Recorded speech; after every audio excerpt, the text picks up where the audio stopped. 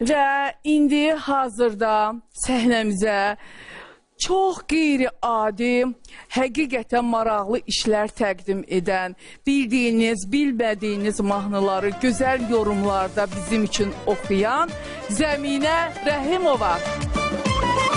Dalğalasın çaylar daşar, qönçə güllər saçaqlaşar, yarpaqlarda pıçıldaşar.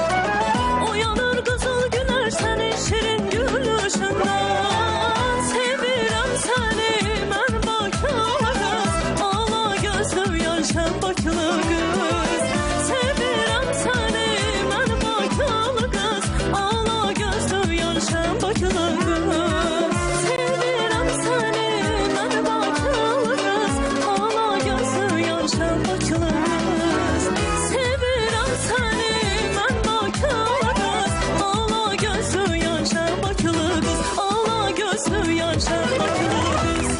Ay bravo, ay bravo. Nə gözəl gəldin. Can. Nə maraqlı Çox hazırlaşmısan sən təşəkkür bu edirəm. bayrama. Sizin kimi özəl insanın efirindən təbii ki, belə gəlmək lazım idi. Bir Mən də ki, iftah. Mən bir də iftah. bilənlər bilir ki, mən fərqliliyi çox sevirəm. Həqiqətən. Xüsusən də bugün bayramdırsa və bu özəl gündə mən sizlərləyəmsə, çox özəl olmalıydım. Xalqımızı təbrik eləyirəm. Bayramları mübarək olsun. Çox sağ ol. Daima sevgi, sevinci onlarla olsun. Süfrəmiz bol, bərəkətimiz, ruzimiz bol olsun inşallah. Amin, amin. Həqiqətən sən gördüyün işlər çox təqdirə layiqdir. O qədər fərqli layihələr təqdim eləyirsən ki, bunu görməmək o deməkdir ki, görməməzlikdir. Vallahi bila, başqa Dilarə adı xanım, mən yoxdur. xalqımıza həqiqətən səhnəmizə sizin kimi aparıcılarımızı çox arzu edirəm. Siz həm gözəl ana, həm gözəl aparıcımız, həm gözəl aktrisamız. Yəni həqiqətən sizi daima nümunə bilirəm özümə ki, Təşəkkür inşallah ki, edirəm. mən də sizin ayağınıza çıxa bilərəm Allahın izni ilə. İyi, çox sağ ol. Təşəkkür eləyirəm. Var olasan. Həmişə belə olasan. Səhnədə parlayasan. Səni sevirəm. Həmişə Mən də sizi uğurlarını çox sevirəm. izləyirəm. İnşallah hər zaman bu səhnədən sənin uğurların paylaşılacaq. Çox təşəkkür Bunu biləsən. edirəm, Dilarə xanım. Bayramın mübarək Çox olsun. təşəkkürlər. Öpürəm.